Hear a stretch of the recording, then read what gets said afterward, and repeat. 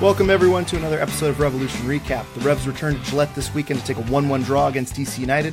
The game had a controversial finish as a questionable Brandon Bye handball gave DC United a 90th minute PK, which Wayne Rooney converted, giving both teams 1 point on the day. Juan Agudelo was the lone goal scorer for New England with his third goal of the season in the 61st minute.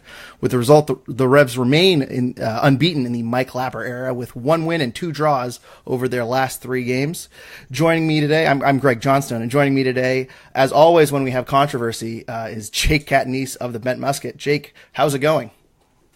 Well, we are from the not too far away area of Central Connecticut, the Northeast Conference champions of baseball for 2019, defeating your beloved Bryant Bulldogs. A bad weekend to be a Bulldog for sure. Baseball is one of our few sports we take. I say take seriously. I should say we compete in. Baseball is a point of pride for us, along with lacrosse. So spring sports are where we're supposed to dominate. Tennis, we maintained our tennis NEC championship this year, I believe. But outside of that, it's been a bit of a rough go for us. But moving on immediately from that, I don't really want to go into Bryant baseball this weekend, for obvious reasons. I'll also say, too, I'm glad we did not lose to Sacred Heart because, if I remember correctly, Bobby Valentine is still the AD over there. So every time we lose to a Sacred Heart team, that hurts. Yeah, it makes me cringe very much. And for a while there, Sacred Heart was kicking our ass and everything. So we're going to move on from NEC talk immediately and get right into this frustrating 1-1 draw with the Revs and DC United, which really overall, I mean, the Revs deserve to take 3 points on the day. Obviously, that handball on Brandon Bye in the 90th minute was a bit of a tough break for the Revs. Jake, as the refereeing expert, was that 90th minute call correct?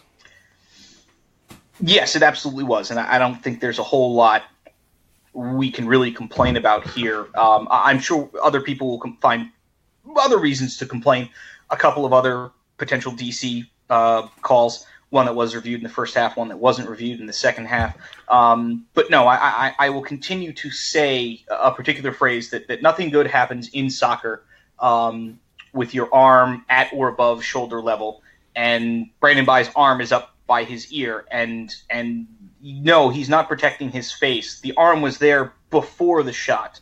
Yes, he's turning away from it, but there's too much nuance or lack of nuance in the handball rule to where if you have a player who has his arm up, and when we say like a natural defensive position, like arms at sides, things like that, body arms tucked in to the body, an arm that's sort of up and around where the shoulder or the head area is, it has to be very, very, very, very close to the body for it to be considered a reaction or protective action. I don't have any problems with the review. I don't necessarily love the review. There's still this odd VAR concept of why we're reviewing something that happened 90 seconds ago when New England just went down on a counterattack and almost scored a goal, which would have been wiped out. That process, to me, I think needs to be figured out. But no, the calls, I think, on their own yesterday were all pretty much correct. Yeah, and we've seen a lot of those issues where, it'll go back to VAR and 30 to 60 seconds of the next play is totally wiped out. I think that might have been, I don't know if there's another instance of this, but it would have been something if the Revs go down, score a counterattack goal, go up 2-0, and then there is a literal 2-goal swing where they then say it's a penalty kick, take a goal off the board for the Revs, and then DC United converts and goes from 2-0 to 1-1 very, very quickly. That would have been something. It is also interesting because there was another VAR review on a potential handball in the 9th minute. Carlos Gil took a shot. It hit off a DC United defender's arm, which was, to his defense, kind of by his side, and it was ruled no penalty kick. I want your thoughts on that call as well, and if you think there's substantial differences and if the referee got that one correct also. Yeah, like I said, in a vacuum, I think both calls are correct. When we hear the phrase normal or natural defensive position, arm at your sides, that's pretty much what the DC defender is. Brandon Bye has his arm up. It's awkward. The ball, both calls, the ball literally is almost stopped by the arm. And I think that's where people are going to wonder, well, okay, if Brandon Bye is a handball, we understand that. how far away can the arm be? Like, how much bigger can you be if your arms have to be at your sides? How much leeway is there? No, the arm wasn't like tucked into the body, but it clearly struck the arm and went pretty much straight down. Is there a way that the rule can be nuanced or interpreted to where, look, you can have your arms at your side, but if the ball hits the arm and it drops, not a deflection, like it actually, we're talking hit the arm, come straight down. Is there a way where the rule, because you're now gaining an advantage as a defensive player, is there a way that the laws of the game can be interpreted to where maybe it's not a penalty, maybe it's an indirect free kick, and things like that? And that's sort of where now in the age of replay, we have these rules that are still evolving, and now they're being hyper-focused in slow motion and video replay, and I don't think that the laws have caught up to the technology yet. We're still getting there. And I think when that happens, when there is more guidance on the specifics of a lot of these situations that we're now going to see in review, we're going to see in far more detail what the IFAB and FIFA and Pro and MLB, what the leagues and directors want the rule or want the results of these types of plays to be. And that's going to take some time as we introduce VAR into the game the next few years. Yeah, VAR is certainly a work in progress, and I feel like it's been a work in progress since they've introduced it. And, you say nothing good happens when your arm is up near your head. It seems like nothing good happens when they go to VAR. So no, nothing. There is nothing, VAR is there, we talk about the phrase like clear and obvious error. You take a swing at someone and the cameras catch it, you're going to be gone. It's not just going to affect the next game where it said, oh, well, the referee missed that, now you're out for 3 games. Like, no, it's going to affect that game. And these are good things. We want those types of things to happen. We want more emphasis on player safety to eliminate certain decision-making, Matt Turner, that we'll get to here in a little bit. But I think overall, like I said, VAR, it is a work in progress, and I think people need to understand it's not always going to be perfect, and the correcting of a clear and obvious error, the review process is very similar, in my opinion, to the NFL. We just don't word it like that because reasons. In the NFL, it says, hey, we're going to review the play. At the end of the play, and I've said this in a column beginning of the season, the end of the play, we need the referee to communicate verbally to the fans, to the audience, to someone on the TV cameras, just like Ed Hockley and everyone does in the NFL. The result of the play is this. It stands, it's overturned, it's confirmed. Whatever phraseology you want to use, borrow it from the NFL. We're overturning this play because of this. The result of the play is a penalty. It's all you have to do.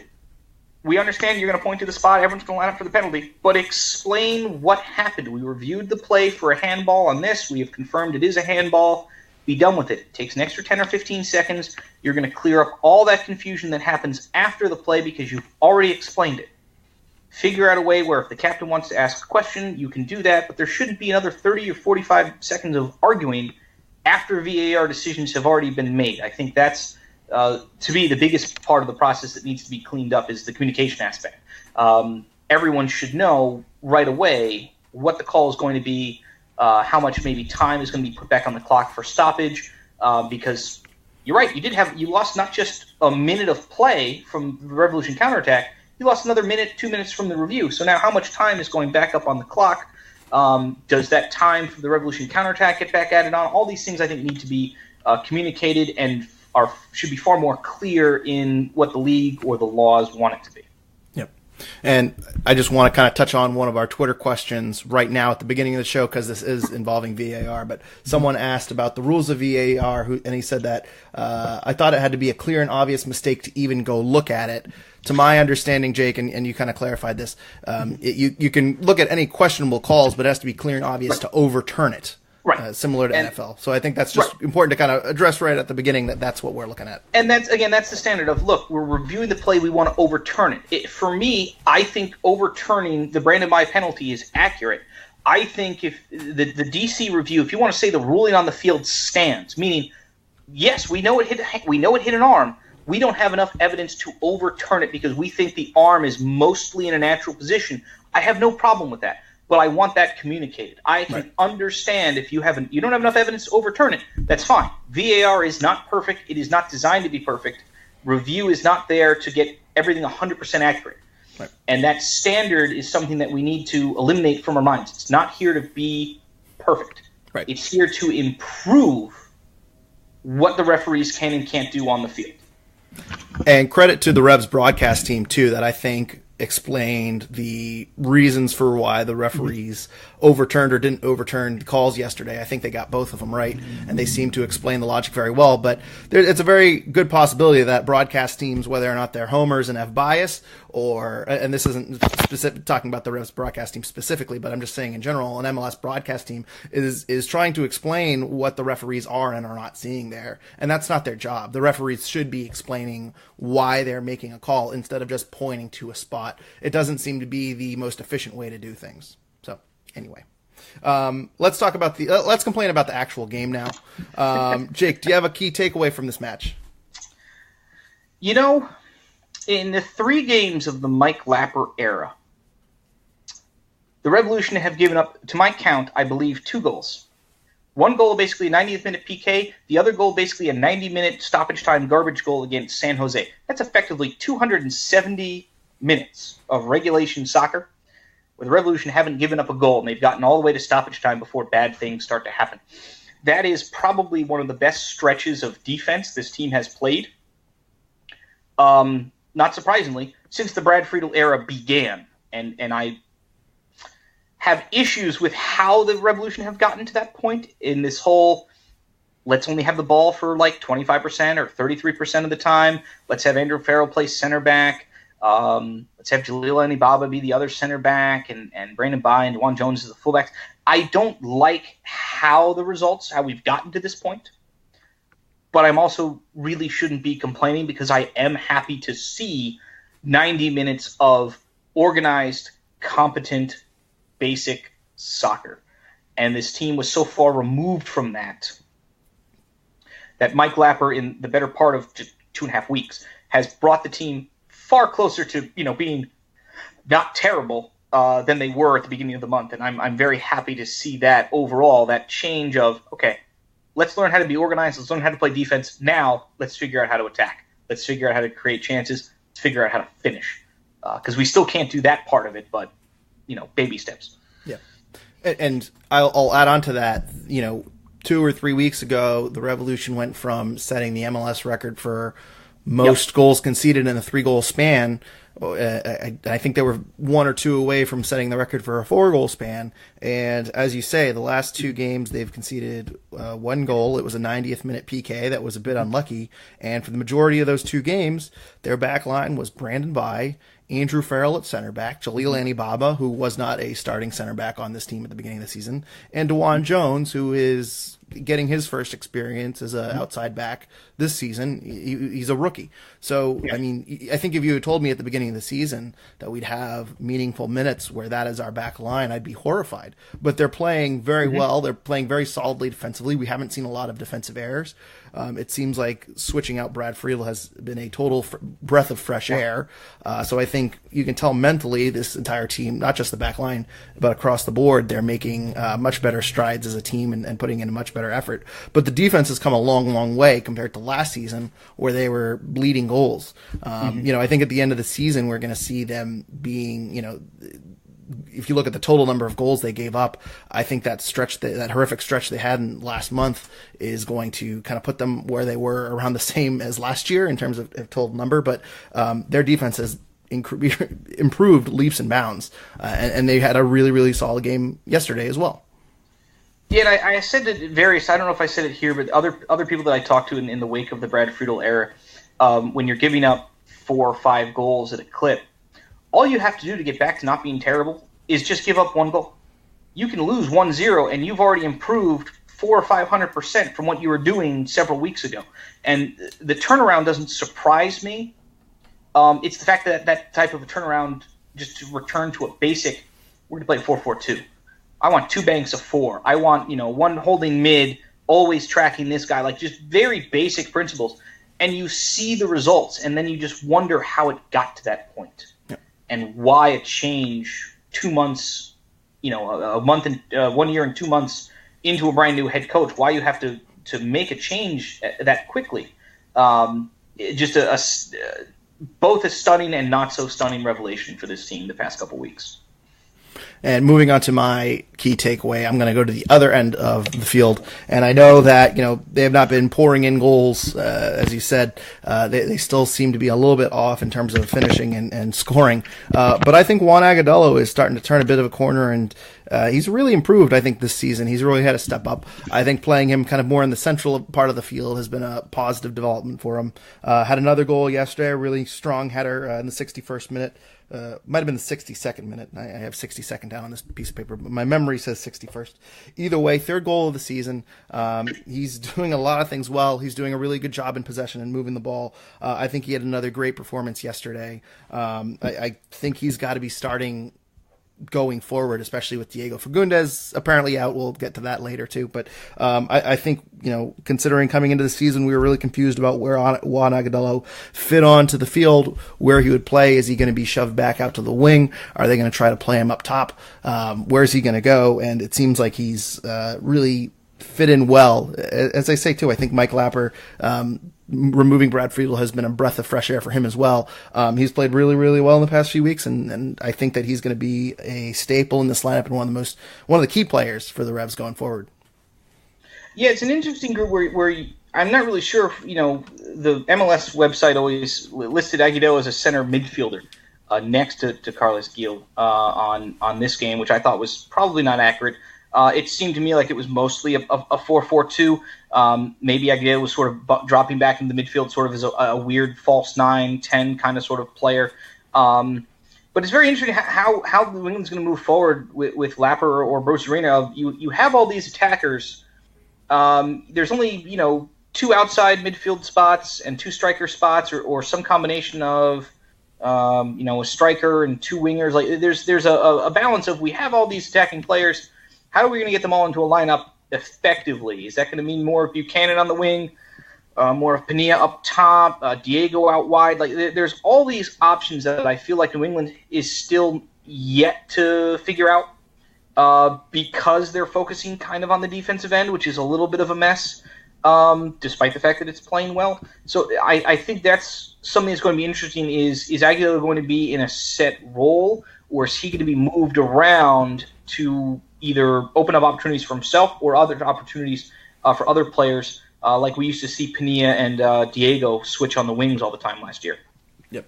And just to give the total stat line for Juan Agudelo, a goal, obviously. He had a 77% pass accuracy, 13 for 18 in the attacking third, had two chances created and 6 ball recoveries. So really good performance on both sides of the ball, really for Juan Agudelo. He does seem to be tracking back and contributing a little bit more on defense too. But getting to having all of these attackers and getting them onto the field, I think there's one guy that a lot of people are very frustrated with and would argue that shouldn't be on the field, and that's Teal Bunbury. Had another rough game yesterday, 2 shots, but both were off targets, both of them headers. One of them was really an open header that he should have done a little bit better on from I think it was a Juan Agudelo cross, and that Bunbury just headed really not very close to the far post. But he had 67% pass accuracy, 8 for 9 in the attacking third, so it wasn't a total mess for Teal Bunbury. He also created 2 chances. Jake, what were your thoughts on Teal Bunbury, and do you think that he's getting towards the end of his rope? Do you think we might see him relegated to the bench soon? I mean, depending in the Brad Friedel press, in that style, Teal Bunbury's motor and engine are very much a benefit, and he's going to do a lot more things without the ball than he is going to do with the ball. But last year, Teal was so opportunistic in the first half of the season, scoring-wise. He hasn't gotten back to that. So I would probably like to see more of Teal in a true box-to-box midfield role, more of a support role rather than the either lone striker or one of the 2 strikers. Figure out a way how to get Agudelo up top more, and maybe that's with Pena, maybe that's with Buchanan, maybe that's with JF Caicedo. I have no idea.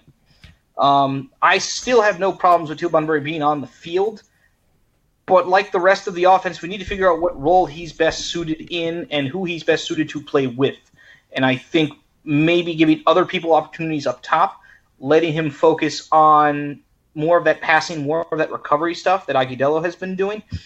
Figure a way how to balance it out. Teal Bunbury can help this team almost when you least expect it.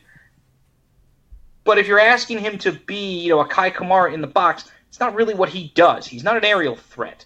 If you're asking him to be, this great finisher, yeah, he's been able to do that occasionally. But, like I said, there's a way to get him involved that doesn't involve him being on the ball. And I feel like the next couple of weeks in the Bruce Arena era, we're going to discover, is that where Bruce wants him to play? Does he want him up front as a striker, or does he want him more in that support role out wide, particularly wide right, which has been an area I think the Revs have been sorely, sorely lacking in, whether it's Buchanan or Bai. Is that a role that he can sort of solidify and just be like, hey, we're going to use you box to box. Let Brandon Bai overlap, let Farrell overlap, but we want you to really, pinch in and support and get everyone else involved up top and sort of be almost like another playmaker from that role. Yeah, it's curious to see what they do with Teal going forward. And I think I said a few weeks ago I wouldn't be totally opposed to. I know he would see this as a demotion, but I feel like if you went to USL, there's no international break for the USL. I mentioned to Sean that I think if you send Teal Bunbury down to USL, get him a goal. If he just puts one goal in the net, I think that we're going to see him start pouring in. I still think he's kind of maybe suffering a bit of a lack of a confidence thing, but I think Teal Bunbury gets one goal in the net. I think we're going to see more of him, and he's a better player than what we're seeing. He's a better finisher than what we're seeing, and I don't know. He does contribute in other phases of the game, but I feel like you can't have your lone striker or your key striker just missing the chances that he's been missing. And we didn't do a podcast last week. I heard through the grapevine he had another shot go up for a throw-in. So I think that makes 3 this season. Not to pile on, but be nice to see a couple goals. And as I say, I'm rooting for him. I think we're going to see him get some more minutes, but it's been a tough one. Moving on to, you mentioned though, Teal Bunbury going to the right wing, starting again this week was Tayon Buchanan, who started on the right wing. He came off in the 60th minute, somewhere around there, when there was a certain red card that we'll get into later that I don't want to talk about right now. But Tayon Buchanan had 2 shots, none on target, a 57% pass accuracy. Statistically, it didn't seem like he did a whole lot, but I think he showed a little bit of promise. There was really nice couple passes he had with Brandon Bai in the first half, where he had a kind of a chip pass down to Brandon Bai. Brandon Bai did a kind of a back heel back to Tayon Buchanan, and Buchanan scuffed the shot. That was a nice little chance created. Obviously, we saw Buchanan create some chances in Kansas City. He's shown some flashes of potential here and there. Do you think Buchanan gets another start, and what do you think of his performance today on the right wing? I don't necessarily think I love him as a winger. It seems like he's a little unsure of, should I be defending, should I be attacking, should I be going forward?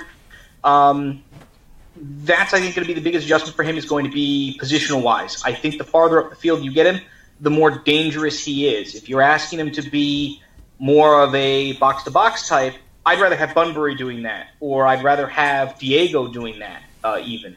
And I didn't think a few years ago I'd ever say that about Diego. Or even Jones. If we're going to play Jones at fullback, I have no problem with Jones being a box-to-box midfielder either. Buchanan, like I said, he's shown flashes. I think I want to get him farther up the field.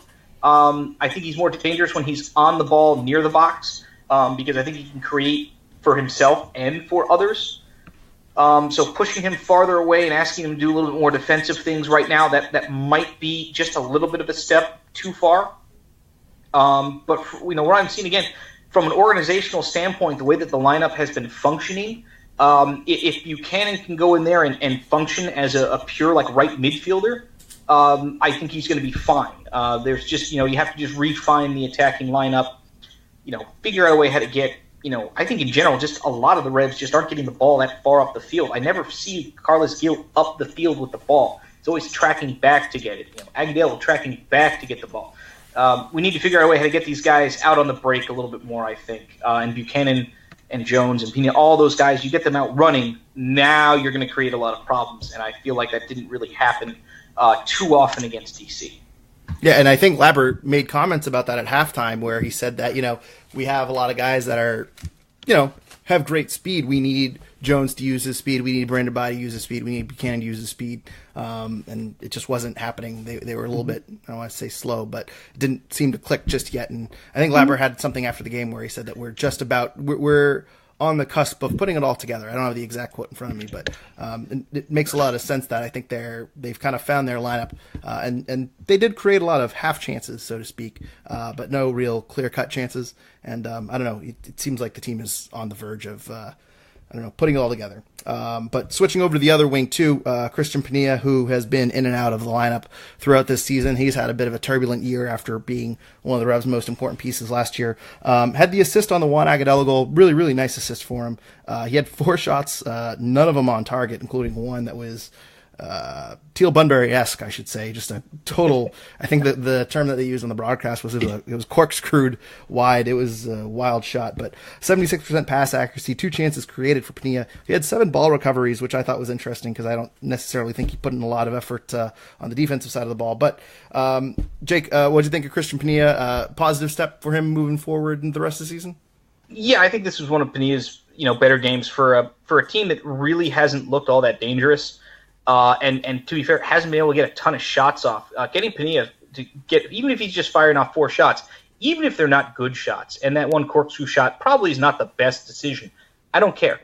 This team needs to shoot more, and guys like Pania and Agudelo and even Bunbury need to just shoot more. And this goes back to a problem I think is more in the Lewin era a couple of years ago, where it's just like you're getting all these chances near the box and no one is shooting. If you're going to go out on the break, I don't have a problem if it's a 2 Revs on 3 defenders and someone just decides, you know what, I'm going to take a half step somewhere in one direction, I'm going to fire off a shot. I have no problem with this team doing that. They need to do it more often. It'll probably create a few corners, probably create a few unhappy shots, but shooting in general for not just the Revs, just the league in general has been mostly bad this year. The Revs take 14 shots. A decent number of them inside the box. Most of them get blocked. There just needs to be more of that. And I feel like there are too many games where the Revs settle for a lot of long-distance shots and poor shots and when they get into dangerous areas. So I don't have a problem with Pania and others deciding, you know what, I'm going to have a go here because that's something that I've always felt like this team needs to do more of. Other teams seem to have no problem doing it. DC's firing off, 21 shots, majority of them also in the box getting blocked. So what if it gets blocked? Odds are it's probably going to go out, for a corner. And a few others, and those are the other opportunities the Revolution need to improve on. They used to, I feel like, get almost 10 corners a game. And from those 10 corners, maybe generate 1 half chance. Half chances sometimes lead to other half chances. And that's something that I think New England has struggled on a lot the past few years. Yeah, and I don't know. I feel that Pania, obviously he had the assist on the Juan Agudelo goal. He had a couple of nice one-on-one moves as well. I think that now that the Revs are putting kind of some talented attackers out there, I think they're letting Christian Pania get back to his kind of attacking one-on-one, strength, I should say. I don't really have an issue with Christian Pania taking long shots too, because as you say, the Revs are finding difficulty working the ball inside. So I think Christian Pania had a really solid game. I know he kind of played his way out of the lineup a few weeks ago, but he's one of the more talented players on this team, and I think they need him going forward. Moving on to the defensive side of the ball, I think we need to mention probably the key event of the game. There was a red card. It was a little unfortunate. Matt Turner, there's a long ball for Wayne Rooney. Matt Turner comes out to get the ball, and Matt Turner, it looks like he just slips. I think that's on the grounds crew. And what ends up happening is Matt Turner essentially slips and accidentally body checks Wayne Rooney. So it was a red card. It was really unfortunate for Matt Turner. Jake, is that how you saw it? I no fault to Matt Turner, correct? I think you're putting it a little bit generously. It looks he clearly trips over something, and that's on the grounds crew. It's on the grounds crew. It's not on Matt Turner at all. Remember at the beginning of the episode how I said nothing good ever happens when a defender's arm is up near his shoulder or his head. Mm-hmm. I don't think anything ever good comes from a goalkeeper jumping 3 feet in the air at the top of his box and the other player can just basically stand there and be like, "Oh, I'm about to draw a charge. This is going to be great." Matt Turner clearly excited for the Stanley Cup Finals tonight. Just wanted to practice his body checking. I don't see anything wrong with that. It's a worthy 10-minute game misconduct. I'm sorry, a red card. Officially, I believe this went down as denial of a goal-scoring opportunity. We can debate whether or not it was or it wasn't. I want to explain to all the kids out there. Kids, if you ever want to know how a goalkeeper can commit a serious foul play red card, I'm just going to give you that example right there. That is textbook. It's a more of a bad decision than it is something that's like dangerous or endangering the safety of an opponent. I don't know why Matt's jumping there. I really don't. If he wants to slide through and just completely dump Rooney on his backside, that's one thing. The power bomb's a little unnecessary. I don't know if he's a SmackDown or a Raw guy, but I think it's something that Matt's going to hear from the disciplinary committee about. I wouldn't be shocked if this is a 2-game type of a play. Not nearly as bad as I think it was Donovan Ricketts a handful of years ago in Portland. But Donovan Ricketts did a sliding challenge where he 2-footed someone in the stomach, and yes, he got ejected for denial of a goal-scoring opportunity, but also I want to explain to everyone else, that's a different kind of serious foul play, red card. That's one that is endangering the safety of your opponent because you 2-footed someone in the chest. And it doesn't matter if you're a goalkeeper or midfielder, you're going to get red carded for that. And I think the same thing here. I think that even if Matt isn't a goalkeeper, a play like that's going to earn you a red card, I think, no matter what. It's 2019. Kids, we need to teach you how to make better decisions, and we're going to show that video of Matt's replay, I'm sure, a handful of times over the years of things to not do when faced with a one-on-one situation and Wayne Rooney, is that other guy. Yeah. I have a difficult time actually trying to figure out what happened because he wasn't close to the ball. It almost looks like he's jumping over the ball, and I'm not sure if he was trying to get out of the way or if I'm not sure what he was thinking. Yeah, when I say it's a poor decision, it's also I don't know what exactly the decision was. The entire play is very, very confusing. I'm sure Wayne Rooney was as surprised as anyone that why is Matt? Oh God, Matt Turner's on top of me. Yeah, the whole situation is a little bit odd. And just Matt will learn it. It's a slightly better thought process. I think there was a little bit more help there than Matt realized. But you have to. The rule number one of goalkeepers: play and try and find the ball. Even if you dump Rooney on his backside outside of the goal, and I red card you for the dial of goal scoring opportunity, you were making a play on the ball. I don't know what play Matt is trying to make there. Yeah, but he's not playing the ball, and this is where I say the disciplinary committee's. I think they review most of the red cards. Anyway, this is where I say, Matt, I think Matt's going to get a second game for this because I think that this is a serious foul play that extends beyond just the denial of the goal-scoring opportunity. This was a bad decision. And yes, spearing or power bombing Wayne Rooney is not something you should be attempting to do anyway, whether on accident or on purpose.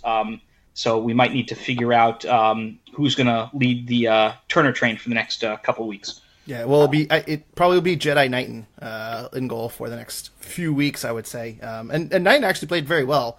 Actually guessed right on that penalty, but Wayne Rooney's shot was too powerful for him to stop. Well, and also let's not forget the ensuing free kick right after that. Right. Yep. Also got saved, and I think when people say like, "Oh, why is Cropper never on the bench?" or "Why is it always Knighton on the bench?" Kids, this is why Knighton's always on the bench because he comes in and he does stuff like that, and you're not even surprised. It's like, oh, way to go, Brad. That's why he's there. That's why he's the veteran.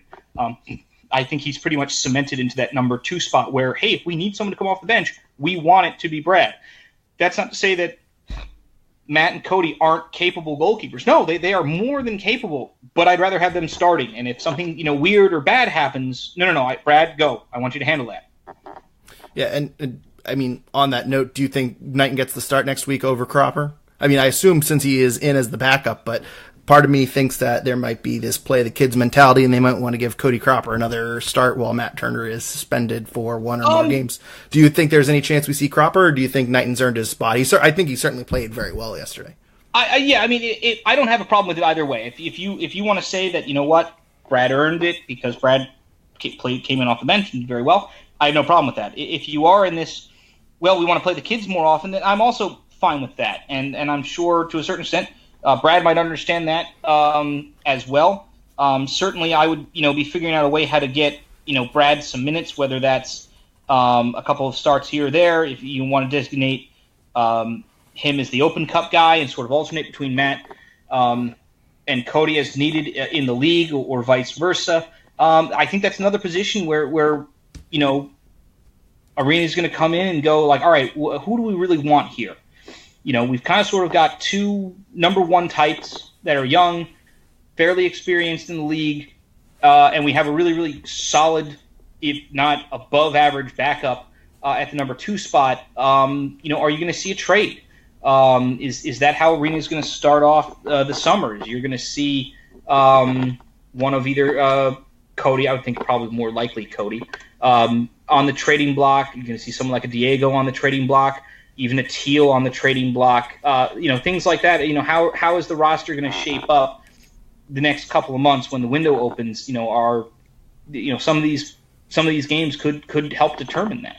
Yeah, and we'll come back to playing kids in a second, but just because you're on the topic of the summer transfer window, I think it's worth noting that there was a pretty big glaring omission from the 18, and that was Diego Fagundes, who wasn't on the bench at all.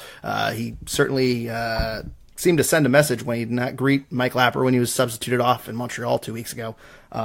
His father/agent sent out a tweet right after lineups were announced that changes were coming. Certainly that's something that he's done in the past. He hinted at the end of last season that Diego might be moving on. And then, of course, there were the rumors where Diego talked to a radio station in Uruguay and said he would love to play in Uruguay. What are your thoughts on Diego Fagundes? Do you think we've seen him play his last game in a Revolution uniform, and do you think he's going to be gone once the summer transfer window opens? I mean, nothing at this point surprises me. The Revolution, organization, we're overhauling the organization right now, and at some point that's going to involve overhauling the roster as a whole. I certainly think we've probably seen the last of Michael Mancienne and Gabriel Somi in serious roles, whether or not they leave this summer or at the end of their contracts, which I think are both up this year. No one quote me on this. I believe so, too. I can back you up on that. Okay, so I'm not crazy. You're going to see more moves. You're going to see more guys like, your Jalila and Babas. You're going to see a few more of those types of players. The equivalents of your Javon Watsons and your Daigo Kobayashis. The guys that used to be sort of on the back end of the rosters for other teams, but the Revolution have been relying on them more. I think, Bruce Arena still loves that type of player, and I do too. So I think you're going to see probably a few trades. And also because, the Revolution, I don't know what's in the war chest right now. There's been a lot of players who've been going out. Not a lot of players that have been really coming in. So if some of the TAM contracts and everything else, if you need a few players to go out, Diego certainly would be very high on that list as far as what you could get back from either a transfer or a trade within the league. So we have to see. There's sort of a multi-step process here to this rebuild. And this summer transfer window is a huge part of that. Not only are you building already for 2020, you're going to have to figure out, hey, are we still competing in 2019? Or, do we want to turn over the striker position to Justin Renix when he gets back from Poland? Right. Do we want to just see, let's see if we put, Buchanan, Renix, maybe Firmino, or Jones out in the wing. Let's see what the three of them can do up top. There's going to be probably a few games or decisions like that. And if that means you have to move on from a few of the veterans or a few of the mainstays, I think we should all be prepared for that to happen because it will probably sooner rather than later. And it should be mentioned, too, that there were a few articles that were published last summer One of them was by Matt Doyle. I forget who had the other one, but they do trade values, MLS trade value. And Diego Fagundes at this time last year was a top 25 asset. I mean, he's on a very small contract where he makes 160, 180,000. And he had great output last year. He had a really, really good season last year until he was moved to the wing and moved to the bench, and they tried him, Friedel moved him around. I think the one thing that really irks me, I'm fine moving on from Fagundes, and I think it's best for both parties at this time. But it really irks me that they have seemingly killed his value, similar to how they killed Lee Wynn's value and similar to how they killed Kellen Rowe's value.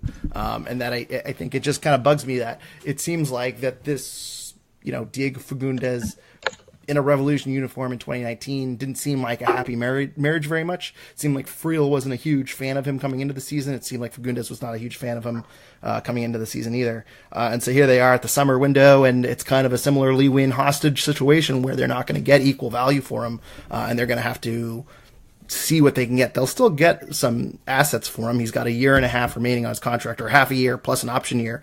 Someone will happily take him at that price.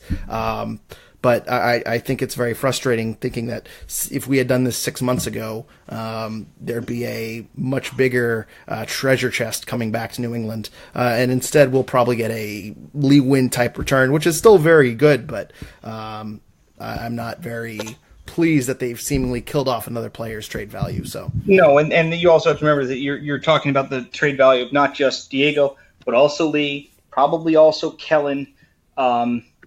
Yes, you probably got far more than you should for Nemeth and maybe even Kai. But yeah, the New England Revolution have always sort of been one of those teams that I used to always pride Mike Burns in. I said, look, anytime you make a trade, you guys usually win it. Those last three, Kellen, Lee, possibly Diego, you need to really win the Diego. If you trade Diego, you have to win that trade. And I'm like you said, I don't know with his current value if that's something they're going to be able to do. Before we move on, John Trainer, we'll do another Twitter question. John Trainer asks us, after being left out of the 18, what are the chances that Diego is gone next window? I think it's more likely than not. I'd put the chances around 80%. Do you agree? Think that's too aggressive? No, I don't. I mean, I would certainly, I'd probably have it around 65 to 70%, like a 2 in 3 chance.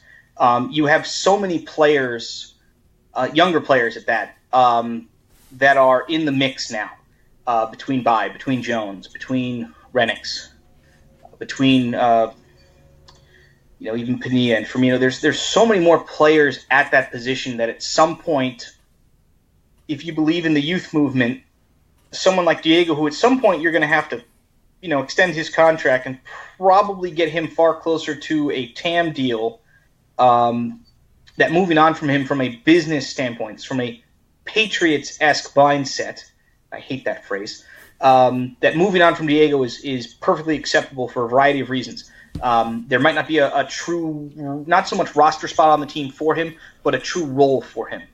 If you're not going to play him in the middle of midfield where you had him last year, you're going to play him on the wing. And there are still debates, as far as I'm concerned, as to what his best position is. And I still don't know. And he's been a professional now for a very, very long time. I should not know I shouldn't have doubts about what his best position is. He had a very good year last year as a central playmaker. You out and go and sign a central playmaker. Yeah, there's just questions, and Diego might be caught up in the back end of them as the expendable party in the answer. Right.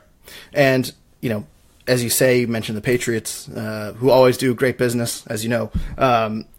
If you're looking at this from a contract perspective, you either want to, if you trade him now when he's got 1.5 years of a favorable contract left, that is more valuable than trading him at the end of the year when he's got 1 year of a favorable contract left. So the longer you hold on to him, that value goes down, not even from a talent perspective, just from a contract perspective. Right. The longer the Revs hold on to him, the worse it's going to get. And I want to add that to my point of why I'm a little frustrated they did not move on from him in the winter. But I digress. We are talking about the youth movement and the young kids coming up. I do want to hop back into that because there were 2 interesting additions to the 18. Nicholas Firmino made the 18. He's made it a few times before, but usually they're a little short-staffed. Also making the 18 was Zachary Harivu. I believe that's the first time he's made the 18. Don't quote me on that, but he is he hasn't made many appearances in the 18. So what were your thoughts on those two being included from the 18? Do you think this is kind of turning a page and starting to play the kids a little bit more?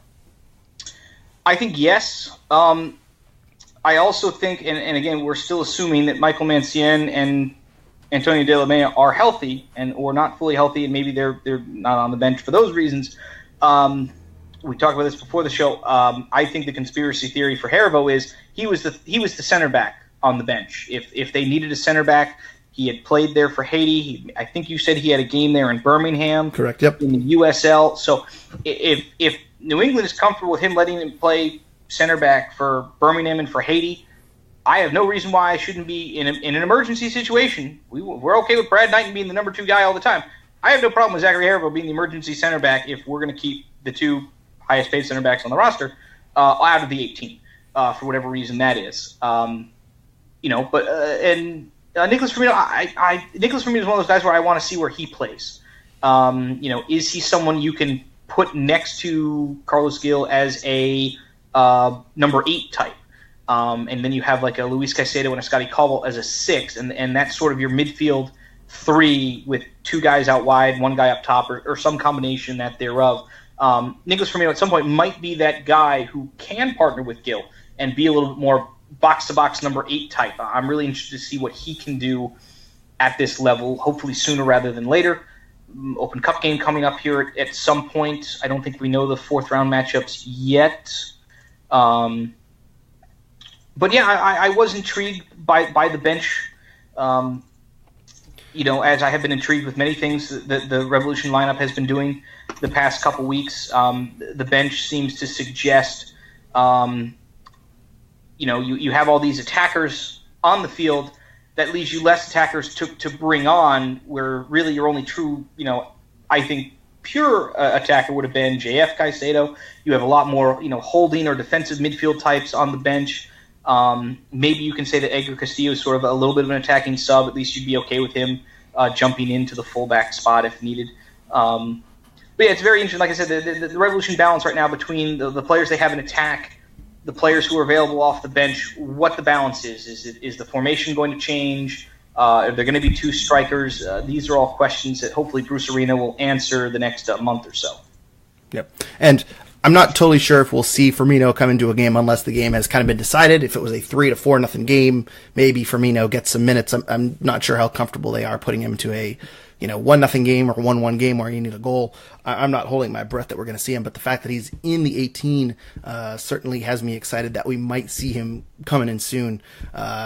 Similar to, I remember Anking last year getting, I think, 30 minutes, but he showed off some skills and showed off some talent that I think a lot of people got really hyped about, that, in the future, this is a guy that's going to be a major part of the team. I wouldn't be surprised to see Firmino get a handful of appearances and continue being carried on the 18, so he can get some minutes in and around the bench, or in and off the bench, towards the end of the year in some games that he decided. And I think we need to give a lot of credit to DeJuan Jones, the past, I think it's about 150 minutes since he came on very early for Castillo last week, and then started this week. For a guy who was not really supposed to be projected as a fullback, he's doing very well at that spot. And I'm very excited to see if that can become a full-time role for him at his age. That could be a starting spot for him for a while. With this team, if he transitions into it that well. So that's another thing we need to mention, because we all saw that sauce that he had on that 60-yard run with that nutmeg, and deserved a goal from that for sure. Deserved a goal for that. I forget who the guy from Montreal is who ruined that. It was Evan Bush. Evan Bush, yeah. Jerk. Evan Bush. Terrible. That was a really good save by Evan Bush. We should give him some credit for that. But terrible job, Evan Still Bush, a jerk, robbing DeJuan Jones of that pure sauce moment. I was actually going to mention DeJuan Jones, 70% pass accuracy. He was 7 for 9 in the attacking third, but 6 for 13 on forward passes. So I think the knock on him a little bit earlier this season was his pass accuracy was not amazing. Still kind of showing some blips there, but did have 9 ball recoveries. I did notice there were a couple of plays in the second half. I think it was around the 70th minute, 65th to 70th minute. It was back-to-back plays too, where he was giving Acosta a lot of space on the wing, and it could have been exploited by DC. It didn't end up affecting the game too much. But I think DeJuan Jones, still has to learn that that position defensively a little bit, but he certainly does excite you offensively. He certainly brings a lot of speed. I think they're trying to do what they did with Brandon Bye at right back with DeJuan Jones at left back. And, you mentioned he gets the start over Edgar Castillo. I think Edgar Castillo, I think he's 32, 33. He's on loan. I'm not really confident that Edgar Castillo is back next season. I know a lot of people are not happy with his performance this year. I think Edgar Castillo did contribute a little bit to the offensive side of the ball, and I think kind of the criticism of him is totally harsh, or not. I shouldn't say totally harsh, is a little harsh, and not totally warranted. But I think DeJuan Jones has certainly shown some flashes of potential, and I think they want to see what this kid can do. He's certainly a great athlete, a rookie, and I think, you're right. I think he might be able to make left back a full-time role for him. It's exciting. I think that goes along with the playing the kids and developing the youth from the bottom up. And it is worth noting that, at left back, at right back, and at right wing, they had 3 super draft picks in the past 2 years. That's pretty impressive. Super draft picks don't always pan out, and by always, I mean a lot of the times don't pan out. There has been declining value in the draft year after year, and if the Revolution have found 2 guys that turn into full-time starters at picks 9 and 11, I know not a lot of people are fans of Mike Burns, and he's done a lot wrong over the years, but those 2 picks are probably 2 of the only correct things he's done in the past 4 or 5 years. I guess Brandon Bye makes 3 good things he's done last year, but if we go back and say, like, look, okay, if we're just drafting pure athletes, if that was the whole goal of the Friedel Burns eras, I want athletes, I want to run a press. And on the back end of that, we turn 3 of those guys into competent either outside backs or two-way wingers or whatever it is. That's totally fine. Everyone, lest we forget how the revived 2014 Revs came about, was AJ Soares, number 1 draft pick. Andrew Farrell, number 1 draft pick. Kellen Rowe, number 1 draft pick. Homegrown player, Scotty Colbo. Homegrown player, Diego Fagundes. Waiver wire pickup, Lee Wynn. That's how New England built a team 5 years ago. And a blind draw. And like, okay, fine. I was didn't want to ruin your. But I get what you're saying. Smart moves that aren't necessarily very expensive. Yes, and this is where, if there was one thing that at some point we will probably praise Bruce Arena for continuing, and I still hate using this phrase because I'm still an Eagles fan and I hate the throw ball team that we partner with in our NFL stadium, but. If there's one thing that the Patriots mentality has always brought, has always been very, very good or very, very savvy decision-making when it comes to acquiring players.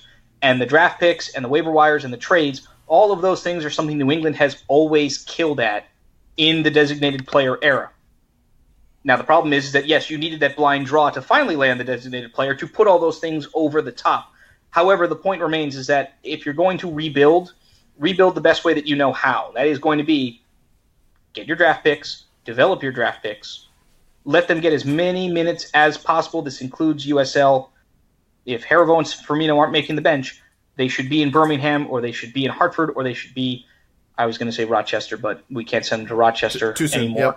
Yep. Sorry, I'm pour one out for Brandon Doherty and the Rhinos. But yeah, that's something where I think you're going to see, I hope, you're going to see the Arena Era Revs move far more in on that type of development with some of these guys. If they're not getting minutes in the first team, they should be getting minutes somewhere else. And I really hope that's a trend that continues as part of, like you said, if you're going to play the kids, I don't care where we play the kids. If it's not New England, get them minutes somewhere else. Yep. No, absolutely agree. And, it can't be stressed enough, too, that if we're praising the former Revs regime for bringing in young talent through the draft and homegrown signings. I know our listeners are probably tired of hearing this, but they certainly had a big swing and a miss on Miles Robinson, who is, I believe he made the Gold Cup roster, or at least the 40 man. I think I'd have to go and check my old mock drafts for SB Nation. I want to say that maybe I wanted Miles Robinson. I wasn't going to get him.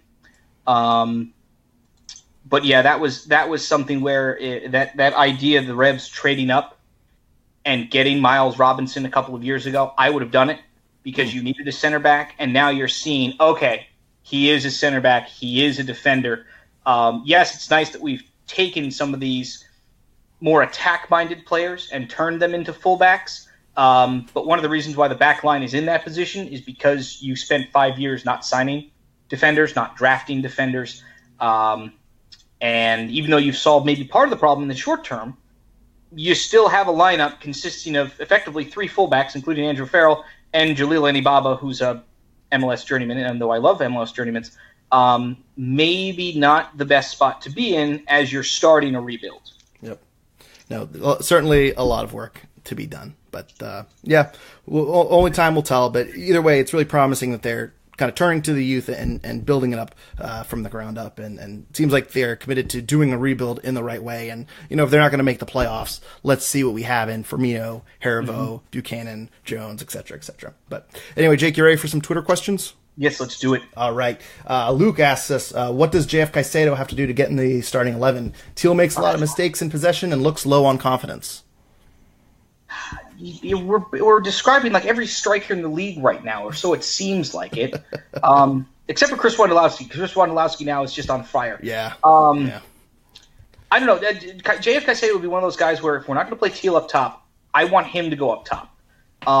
I almost kind of sort of want to see what a JF Caicedo and a Buchanan 2-striker front can do. I don't know why I have this thought. For some reason, I want to see what it looks like. Yeah. It might not be effective. It might not work. There are other things going on.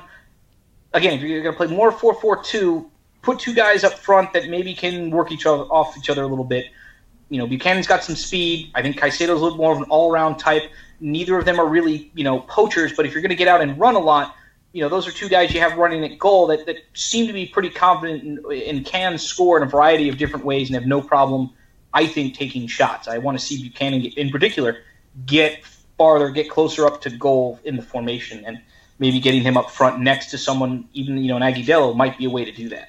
Yeah, he was a goal scorer coming out of Syracuse too. I mean, he was a striker, so moving him to the wing he did play a little wing in college, if I remember correctly, and I think they want to put him at the wing for his speed. But I am curious to see Buchanan's finishing ability and see if he can develop as a striker a little bit. We'll find out, I guess, throughout the season if he moves up top. But moving to JF Caicedo, I wonder if the contract situation with him, he's on loan with a purchase to buy.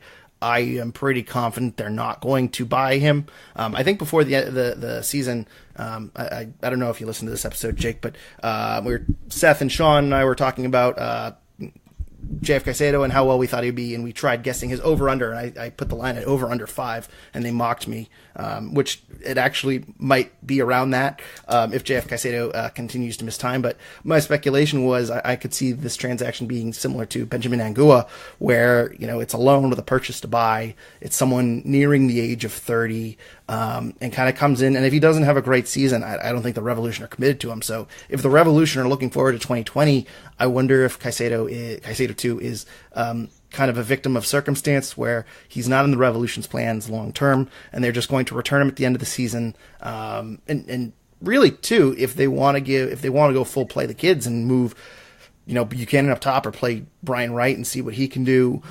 Maybe play Justin Rennicks at striker.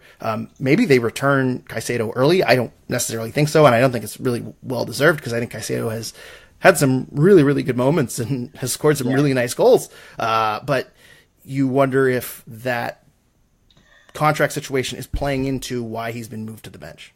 And also, I don't think it would be situation aside, I think it would almost be, if you're not going to extend Caicedo or purchase Caicedo, if in the next couple of months he's still more stuck to the bench, I would almost ask him, hey, we can terminate this loan early. Is that something you want to do? And I would bring him into that decision and say, if you want to try and go somewhere else in the summer window, let us know. We'll end this early to help you out. I don't feel like that should be something that should be off the table unless for some reason the Revs are committed to the season-long loan. If it's something where, hey, we'll eat part of this contract if you want to get out of it and go back and try and find somewhere else, let us know. I think there might be a few of those conversations going on as the arena era and the summer transfer window, begins. Hey, is there somewhere you want to, try and go? Is there a trade destination?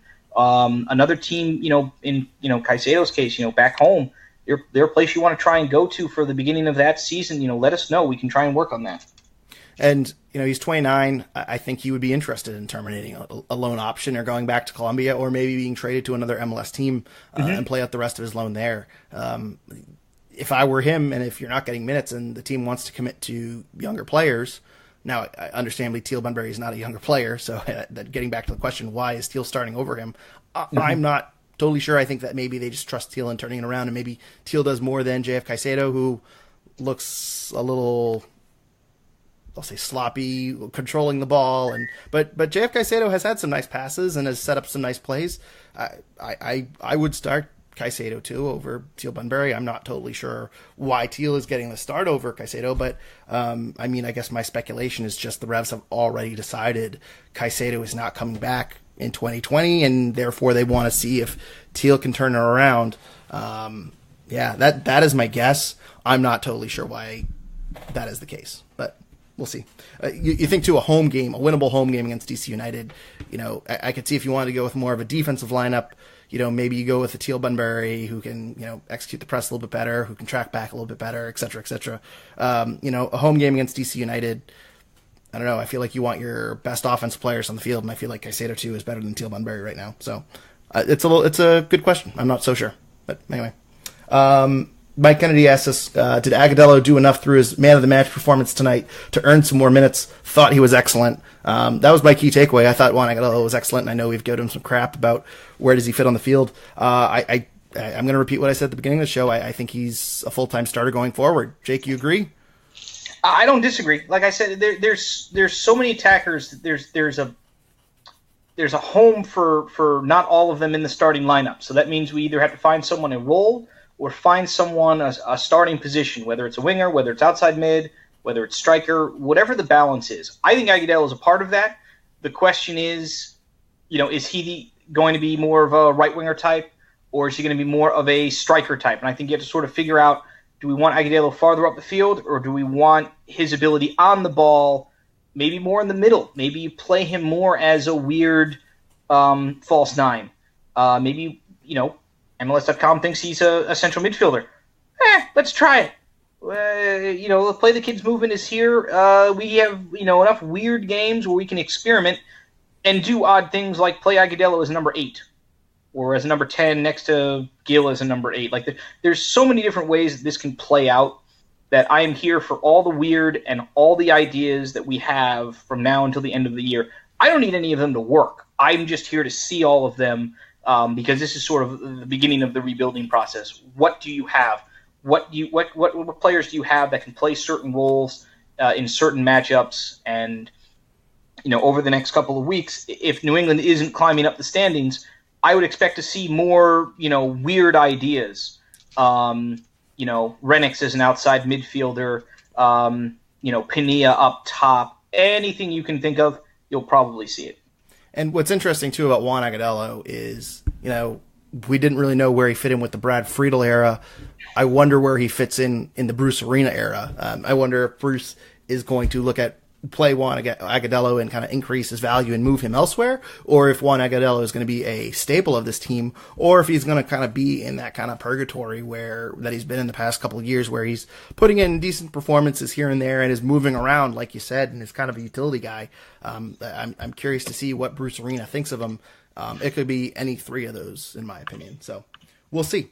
Moving on, Randy asks us, given the no penalty call on DC earlier in the game, was the PK call on the Revs fair? And I think, Jake, we're in agreement that both of those calls were called correctly. Is that mostly because Brandon Bye's arm was up around the head, the DC defender was closer to the body? Is that correct? Yeah, again, in a vacuum, going back to where we started the show, in a vacuum, I think both calls are correct. Can we get to a point in the VAR era where maybe I think Brandon Bye's is always going to be a penalty. I think the evolution of the handball rule, you might see the DC play eventually involved into something maybe like an indirect free kick that you would see for, say, a goalkeeper picking up a ball played back to him, that type of a rule where, look, it's not an intentional handball. Your arm is at your side, but your arm did block the ball. Even though it's a normal defensive position, maybe that's a way where we figure out how to balance you didn't do anything wrong, but it's still a handball. Figure out a way how to maybe not make that play a PK, find the middle ground of the weird free kick in the box. Yep. Randy also asks us, why can't Pena put a shot near the goal? And we kind of talked about Pena 0 for 4 on his shots in terms of hitting the target. I meant to look up what his shot accuracy was this season. I know it's not very good. I'm not sure. I think he's just taking further and further shots away and kind of more low percentage shots, which we kind of talked about. Anything to add on to that, Jake? No, just in general, some of it is volume shooting, and New England hasn't really been a great shooting team in general. Some of the numbers that I'm looking at, Christian Pena has taken 16 shots all year. Only 4 of them hit the target, 2 of them scored. So that's not a great shot percentage or shot conversion ratio. But there's also not anyone on the team that has been great at shooting. Carlos Gil, I'm looking at the live stats right now. The team leader for the New England Revolution for shots on goal, 15 games in. Are we 15 games into the year? Whew, feels like it. 15 games. I feel like I've aged 15 into years. The year. The shot leader for the New England Revolution is Carlos Gil, 9 shots on target for the entire year out of 25. Yep. Yeah, they're not creating many chances. It's been a very rough season offensively. If we want to convert, who right now is the most efficient shooter, JF Caicedo 2 is 4 of 11, 4 shots on goal out of 11 shots. 3 of those 4 have gone in. Yeah.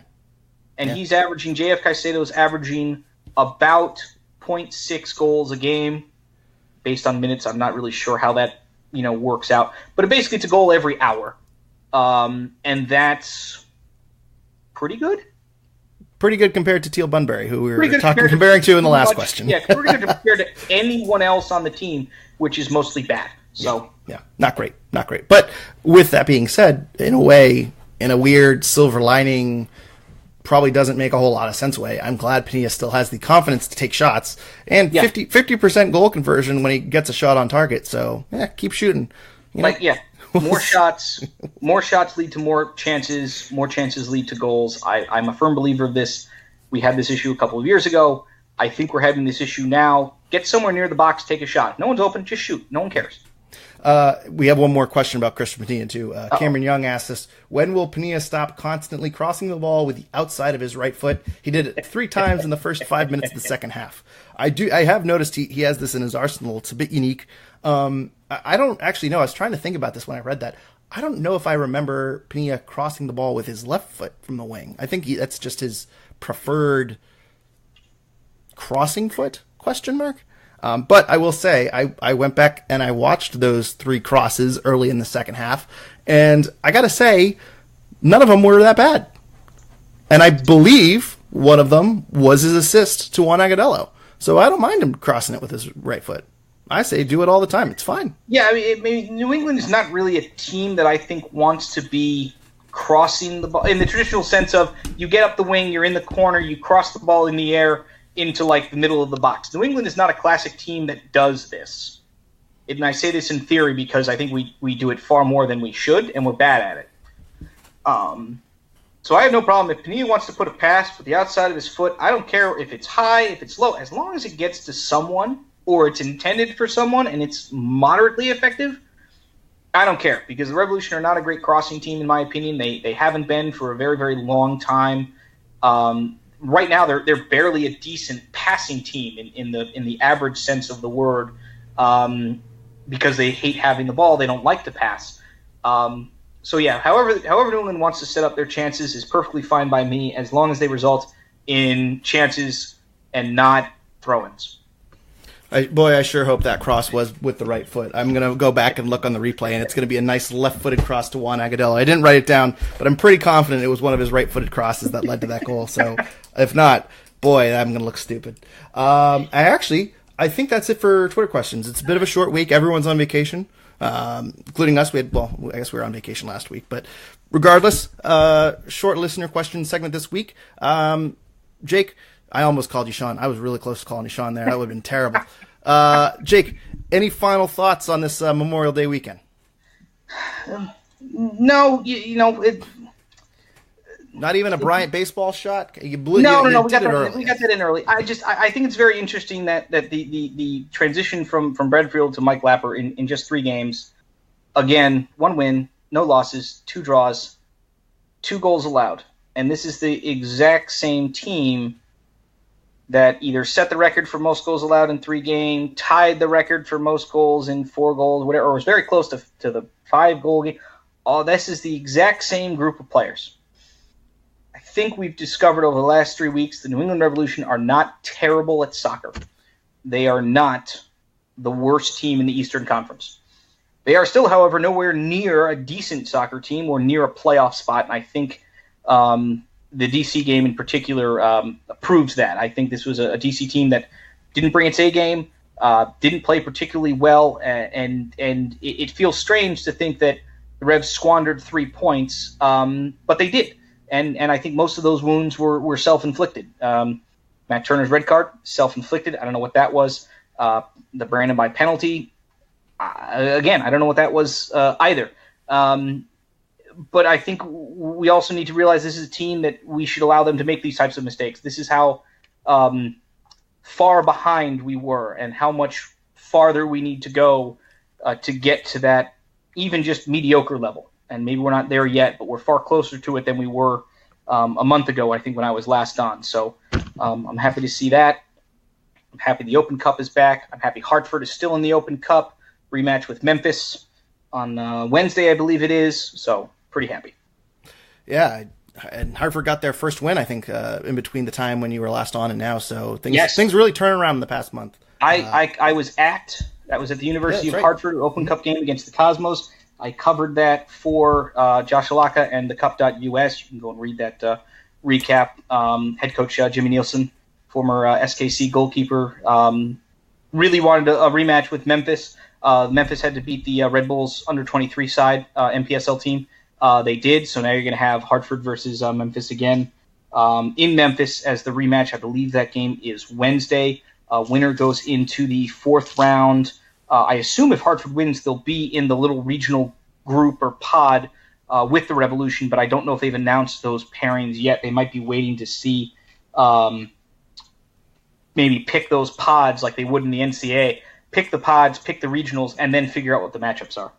Yeah, and usually it seems like it's, I don't want to say rigged, but usually the Revolution play a team nearby. I know last year they played Louisville, but I think they played Rochester 3 years in the span of 4 or 5 years, something like that. So yeah, I think there's a good possibility we see a Hartford Revs game if there is if Hartford makes it that far.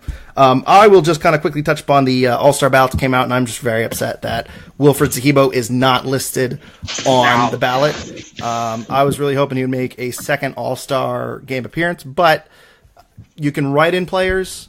I hope you all join me in getting Wilfred Zahibo back to the All-Star game for 2 straight years to represent the New England Revolution. Is this what happens when the Turner train gets derailed temporarily? It's down for maintenance. Yes. It's down for maintenance, as I said. That's a terrible, terrible pun. I should boo that.